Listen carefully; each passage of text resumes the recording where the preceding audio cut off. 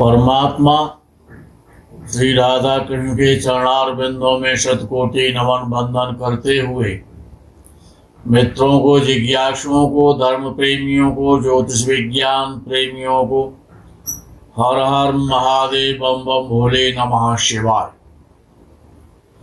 मित्रों, अभी एक वीडियो बनाया गया था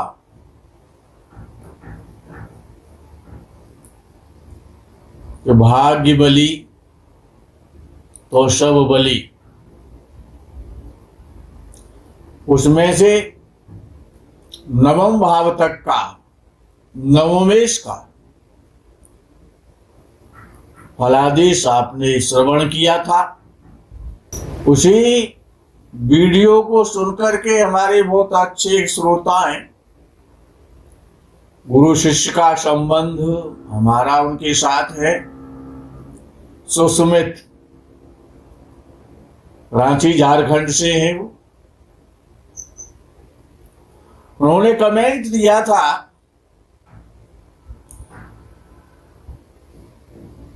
कि हर लग्न में नवम भाव का स्वामी शुभ ग्रह नहीं हो सकता। ऐसा कुछ कोई कमेंट था उनका। विद्वान है, समझदार है। हम सुस्मित से कहना चाहते हैं कि सुस्मित, नवम भाव का स्वामी भले ही शनि क्यों ना हो, मंगल क्यों ना हो, सूर्य भी क्यों ना हो, वो शुभ ग्रह ही कहलाएगा। वो शुभ स्थान है, पाप स्थान नहीं है। विपरीत भाव नहीं है, भाग्य स्थान है, धर्म का भाव है, देवताओं का भाव है और पिता का भाव है। क्या किसी का पिता किसी के लिए कभी गलत हो सकता है? तो नवमेश यानी भाग्येश अर्थात पिता, तो पिता तो हर व्यक्ति के लिए, हर संतान के लिए शुभ ही होता है। अपनी संतान का कल्याण और भला और अच्छा चाहता है। तो इसीलिए नवमेश कोई सा भी ग्रह हो, लग्नेश कोई सा भी ग्रह हो, पंचमेश कोई सा भी ग्रह हो, वो शुभ ही कहलाएगा। तो चर्चा करते हैं दशम भाव की, कि जब भाग्य स्थान का स्वामी भाग्येश जब दशम भाव में होता है, दशम भाव अर्थात जीवन में सर्वोच्च भाव है। द्वादश भावों में सर्वोच्च भाव है दशम भाव। जीवन में कितनी उन्नति जातक करेगा, ये दशम भाव ही बताता है। सर्विस का भाव है, सम्मान का भाव है, राजपद का भाव है, सर्वोच्च स्थान प्राप्त है दशम भाव को। तो विषय आता है कि जब भाग्येश दशम भाव में बैठता है, तो दशम भाव केंद्र भाव है और नवम भाव भाग्य भाव त्रिकोण भाव है। तो त्रिकोण का संबंध केंद्र के साथ हो जाता है। धर्म कर्माधिपति कर्म भाव है दशम भाव, और धर्मेश यानी भाग्येश। तो धर्म कर्माधिपति नाम का बहुत श्रेष्ठ उच्च कोटि का फल देने वाला संबंध बनता है, जिसको धर्म कर्माधिपति राजयोग भी कहा है विद्वानों ने। विशेषतः यदि दशमेश कर्मेश के साथ युति करता है कर्म भाव में, धर्मेश कर्मेश के साथ कर्म भाव में जब युति करता है तो जातक समृद्धशाली होता है। भूमि, भवन, वाहन, नौकर चाकर, यश और सम्मान के साथ साथ उच्च पद भी प्राप्त करता है। यह योग बड़ा श्रेष्ठ योग है, सबसे उच्च कोटि का राजयोग माना जाता है। धर्म कर्माधिपति की दशम भाव में युति होना, तो जातक राजा के समान वैभवशाली होता है, धर्म परायण होता है, सबका प्रिय होता है, बहुत धनी होता है, अत्याधिक धनवान विद्वानों ने लिखा है। मंत्री होता है या मंत्रियों से संबंध, उनके मध्य में उठने बैठने वाला, उनसे संबंध रखने वाला, या फिर मंत्री होता है या फिर मंत्रियों से संबंध रखने वाला होता है, बड़े लोगों से, श्रीमान लोगों से, धनवान लोगों से, सम्रांत लोगों से ऐसे जातक के संबंध रहते हैं। उच्च विचारों वाला होता है, बड़ा पद प्राप्त करता है, विद्वान होता है, ज्ञानी होता है, उच्च स्तर की जीवन वृत्ति जीने वाला और प्रायः परोपकार में संलग्न रहता है, परोपकारी होता है। गृहस्थ में जीवन व्यतीत करते हुए भी परोपकाराय सताम विभूतयः, सज्जनता के साथ में, दयालुता के साथ में परोपकार करता है। हमने आपसे हमेशा यही कहा है, भाव निर्बल नहीं होना चाहिए, भावेश पाप पीड़ित या निर्बली नहीं होना चाहिए, पापग्रहों से दष्ट होना नहीं चाहिए, अस्त नहीं होना चाहिए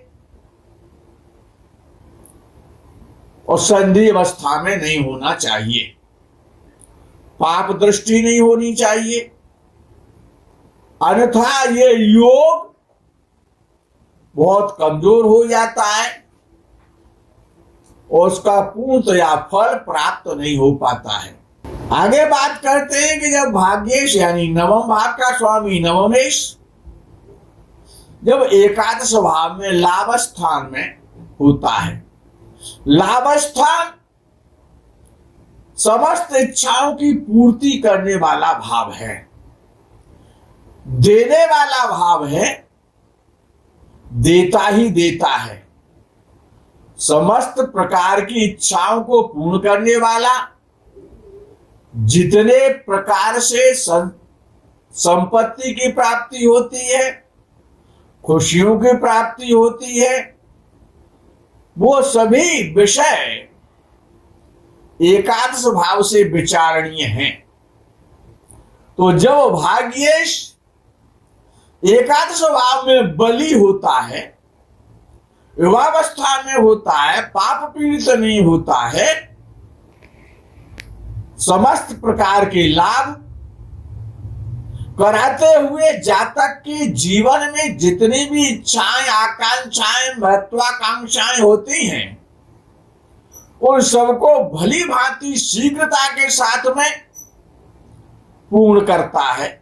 ऐसे जातक जिनका भाग्य एकादश भाव में होता है, बली होता है, अपने से बड़ों के प्रति शिष्टाचार और शालीनता हमेशा प्रस्तुत करते हैं, बड़ों के प्रति समर्पित रहते हैं, विद्वानों का, संतों का, धर्म का हमेशा सम्मान करने वाले होते हैं और मेधावी होते हैं। एकादश के साथ ये यदि युति हो जाती है एकादश भाव में भाग्येश और एकादशेष की युति, तो पारिवारिक व्यापार से जो परिवार में दादा परदादा का जो व्यापार होता है, पिता का जो व्यापार होता है, प्रायः ऐसा देखा जाता है कि जातक भी उसी व्यापार में सफल होता है, उसी व्यापार को करता है, और बहुत बड़ा व्यापारी और समृद्धशाली धनवान बनता है। जल तत्व राशि का चंद्रमा यदि लाभेश होकर के लाभ स्थान में बैठा है या भाग्येश जल तत्व राशि का होकर के चंद्र होकर के और एकादश भाव में एकादशी के साथ जब युति करता है तो जातक समुद्री व्यापार के द्वारा, जलीय पदार्थों के द्वारा, चंद्रमा से संबंधित व्यापार के द्वारा, जल से संबंधित वस्तुओं के द्वारा व्यवसाय करता है और धनी बनता है। यदि एकादशेश बुध या बृहस्पति के साथ एकादश भाव में होता है तो जातक प्रकाशन का काम करता है, पुस्तकों का काम करता है, न्यूज एजेंसी चलाता है, समाचार पत्रों का काम करता है, मीडिया का काम करता है और शैक्षणिक स्थानों का और अधिपति होता है। शिक्षा के क्षेत्र में शिक्षा के व्यापार के द्वारा और धनी बनता है, सफल होता है। यदि नवमेश की युति शुक्र के साथ हो, एकादश भाव में हो तो जातक बड़े बड़े 5 स्टार होटल हैं, ढाबा है, रेस्टोरेंट है, यातायात के साधन है, बॉलीवुड का कार्य है, सिनेमा का कार्य है, इन कार्यों से, शुक्र से संबंधित कार्यों से और जातक धनवान बनता है।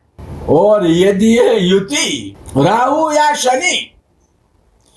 शनि के पुत्र मांदी के साथ हो जाए तो जातक गलत कार्यों से धनार्जन करता है, गलत प्रकार से धनार्जन करता है, नीच कार्यों से धन संपत्ति अर्जन करता है, लेकिन वो संपत्ति स्थायी नहीं होती है, संपत्ति अचल नहीं होती है, वो चल होती है, आज है तो कल नहीं रुकेगी। अब विषय आता है कि भाग्य स्थान का स्वामी जब द्वादश भाव में होता है, द्वादश भाव क्या है? संसार के भोगों का भाव है, मोक्ष का भाव है, समस्त प्रकार के व्यय का भाव है। द्वादश भाव में यदि भाग्येश द्वादशेश के साथ बैठा हो, युति के साथ बैठा हो तो जातक नीतिवान होता है, उपदेश करने वाला होता है, ब्रह्मवादी बनता है, वक्ता बनता है, क्योंकि नवम भाव धर्म का भाव है।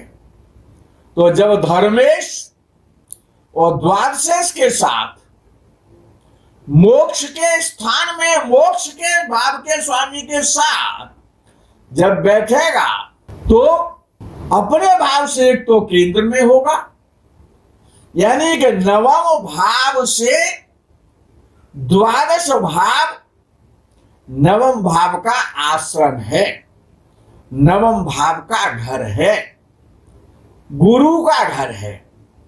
आपने देखा होगा कि हमारे देश भारतवर्ष में अनेक देशों के उदार हृदय के व्यक्ति, धार्मिक व्यक्ति और हमारे देश में आकर के गुरुओं के आश्रम में रहते हैं, उनसे दीक्षा लेते हैं और भक्ति करते हैं और मोक्ष को प्राप्त करते हैं। धार्मिक रास्ते पर चलते हुए ऐसे व्यक्तियों की कुंडली में जो विदेश से आके, तो ये हमारा देश गुरुओं का देश है। भारत समस्त विश्व का गुरु है। भारत में लिखा गया श्रीमद् भगवद गीता का ग्रंथ विश्व के ग्रंथों में सबसे अधिक पढ़ा जाता है और सबसे अधिक लोगों के पास होता है, सबसे अधिक किसी को ज्ञान है संसार में तो वो गीता का ज्ञान है। तो ये गुरुओं का देश है। तो जो विदेश के लोग जब भारत में आते हैं और विभिन्न गुरुओं के यहाँ गुरु दीक्षा लेकर के गुरु के आश्रम में रहते हैं, उनसे ज्ञानार्जन करते हैं, भगवत भक्ति भगवत चिंतन करते हुए और भगवत धाम को प्राप्त होते हैं, ऐसे लोगों की कुंडली में और ये योग प्रायः मिलता है। मित्रों, महात्मा अपने शरीर का त्याग, जो अच्छे श्रेष्ठ उच्च कोटि के जो विद्वान वीतराग सन्यासी वेदांती आध्यात्मवादी जो संत पुरुष होते हैं, वो अपने शरीर का जो त्याग है वो या तो भाग्येश की दिशा में करना चाहते हैं या फिर द्वादशेश की अंतर दिशा में और अपने शरीर का त्याग करना चाहते हैं। विषय थोड़ा सा आगे बढ़ाते हैं। जो हमने आपसे कहा था कि लगन भाव, पंचम भाव और भाग्य भाव, ये तीनों भावों का संबंध भाग्य के साथ है। भाग्यम फलत सर्वत्र न च विद्या न पौरुषम। विद्वान ऐसा कहते हैं कि भाग्य ही सर्वत्र फलित होता है। बड़े बड़े विद्वान, बड़े बड़े कर्मशील, बड़े बड़े उत्साही, बड़े बड़े पराक्रमी भूखों मरते देखे जाते हैं यदि भाग्य साथ नहीं देता है तो इसीलिए पंचम भाव बड़ा महत्वपूर्ण भाव है, छुपा हुआ भाव है, छुपा रुस्तम है। भाग्य स्थान नवम भाव है, तो भाग्य का जो बाप है, भाग्य का जो पिता है वो पंचम भाव है। नवम से नवम है और लगन से पंचम है। पंचम भाव बहुत महत्वपूर्ण भाव है। पंचम भाव वो भाग है, वो क्षेत्र है, वो फील्ड है, वो फार्म हाउस है। वो ये बताता है कि आपने पूर्व जन्म में क्या किया था और आपको क्या फल मिलने वाला है। वो ऐसा फील्ड है पंचम भाव, यदि आपने उस फील्ड में चने बोए तो आप चने मिलेंगे आपको काटने के लिए। यदि आपने बबूल के पेड़ लगाए हैं तो आपको कांटे मिलेंगे। आपने आम का बाग लगाया है तो जीवन भर आम खाएंगे। और आपने यदि करील के पेड़ बोए, बबूल के पेड़ बोए, तो जीवन भर कांटों में उलझे रहेंगे। पंचम भाव और पंचम भाव का स्वामी ये बताते हैं कि आप पूर्व जन्म में क्या करके आए थे, आपको क्या मिलने वाला है इस जन्म में। सबसे पहले पंचम भाव विद्या का भाव है। पाराशर ऋषि ने कहा है ये लर्निंग हाउस है, सीखने का भाव है, एजुकेशन का भाव है, उच्च हायर एजुकेशन का भाव है पंचम भाव। बुद्धि कितनी प्रखर होगी, आप कितने अधिक वाक चातुर होंगे, बौद्धिक क्षमता आपकी कैसी है, ये पंचम भाव बताएगा। ज्ञान का भाव है, सांसारिक नॉलेज, आध्यात्मिक नॉलेज, किस प्रकार की नॉलेज, विज्ञान की नॉलेज, खगोल की नॉलेज, किस प्रकार की नॉलेज आपको रहेगी, ये पंचम भाव आपको बताएगा। कार्य करने की योग्यता, आप किसी भी कार्य को करेंगे तो उसमें आप सफल होंगे या विफल होंगे, उसमें आप योग्य हैं उसको आप बिगाड़ेंगे अथवा उसको बनाएंगे। पूर्व जन्म के पुण्य यानी कि वो भाग्य का भी भाग्य है ना। तो पूर्व जन्म में आपने पुण्य किए हैं, पूर्व जन्म में आपने पाप किए हैं, वो सभी का भुगतान पंचम भाव करेगा। इस जन्म में आपको प्राप्त होगा, पंचम भाव ही प्राप्त कराने वाला है। वैदिक ज्योतिष में पंचम भाव मौलिक योग्यता को भी बताता है। भाग्य का भाग्य है, इसीलिए वो भी भाग्य है पंचम भाव। पूर्व जन्मों के कर्म के आधार पर, पूर्व जन्मों के कर्म के आधार पर पंचम भाव भी भाग्य भाव है, ये अपने में सुनिश्चित है। पंचम भाव मंत्रणा शक्ति का भाव है, मंत्र जागृत करने का भाव है, तंत्र मंत्र और यंत्र का भाव है, संतति का भाव है, संतान का भाव है और भावनाओं का भाव है, पंचम भाव है। कीर्ति का, यश का भी भाव है और आपके पिता के पिता का भाव है, अर्थात दादा का भाव है। दादागिरी करने वाला भाव है, पंचम भाव दादा है, दादागिरी करता है, ऑर्डर चलाता है, मंत्रणा देता है, मंत्री पद देता है। आमोद प्रमोद का भाव है, गीत और संगीत का भाव है, हीरो और हीरोइन का भाव है, पर्यटक स्थलों का भाव है, पंचम भाव। महर्षि पाराशर के अनुसार पंचम भाव राज्याधिकार के साथ साथ जातक के उच्च स्तर से पतन को भी इंगित करता है।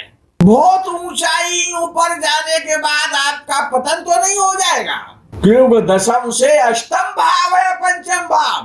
पंचम भाव शासन का, शासक का प्रतिनिधित्व भाव है, प्रतिनिधित्व करता है, मंत्रणा देने भाव है, मंत्रणा का भाव है। काव्य, लेखनी, स्टोरी, पटकथा, कविता, बड़े बड़े ग्रंथों की रचना यानी प्रबंध करने की क्षमता, काव्य की क्षमता, लिखने की क्षमता पंचम भाव है। उपासना का भाव है, अंतर ज्ञान का भाव है, गॉड गिफ्ट ज्ञान का भाव है, प्रायश्चित का भाव है। प्रायश्चित के साथ साथ उपासना, साधना, आराधना, ईश्वर की प्राप्ति का भाव है। आपका साहित्य, आपकी वाणी, आपकी बोली, आपका ज्ञान कितना अच्छा है, आप उसमें कितने प्रवीण हैं, कितने मेधावी हैं, कितने कुशल हैं, ये पंचम भाव और पंचमेश ही बताता है। कल्पना शक्ति आपकी कितनी पावरफुल है, कल्पित साहसिक कार्य और प्रेम संबंधों का भवन है, लव का स्थान है, प्रेम का भाव है और लॉटरी का भाव है, लॉटरी का। आकस्मिक धन की प्राप्ति हो जाना, सट्टे मार्केट से हो जाना, शेयर मार्केट से हो जाना, किसी भी कार से आकस्मिक सडन गेन का भाव है पंचम भाव। और पंचम भाव को पूर्व जन्म का पूर्व पुण्य स्थान भी कहा जाता है। जातक पिछले जन्मों में किए गए कर्मों में से, सत्कर्मों से आपने कितने सत्कर्म किए, कितने पुण्य किए, कितने पाप किए, उन सबका संग्रह का भाव है, वो ही बताएगा। कुंडली का पंचम भाव जब बली नहीं होता है, बलहीन हो जाता है, तो जीवन उद्देश्य विहीन हो जाता है, उद्देश्यहीन जीवन हो जाता है। जैसे आए हैं वैसे ही जाना पड़ता है। ऐसा न विद्या तपो न दानम ज्ञानम न शीलम न गुणो न धर्मा ते मर्त्य लोके भूभार भूता मनुष्य रूपे मृगाशरंती। ये पंचम भाव पीड़ित हो गया तो जैसे आए थे वैसे ही जाना पड़ेगा, पशुओं की भांति जीवन यापन करके। मित्रों, इस भाव का विवेचन यदि आप चाहेंगे कि पंचमेश पंचम भाव का स्वामी किन किन भावों में बैठ करके क्या क्या फल देता है, बड़ा महत्वपूर्ण भाव है। कमेंटमेंट के द्वारा आप हमें सूचित करें, हम आपकी सेवा में हाजिर होंगे। आगे के प्रकरण का आप इंतजार करें। तब तक के लिए हर हर महादेव, बम बम बोले, नमः शिवाय, जय गौ माता की।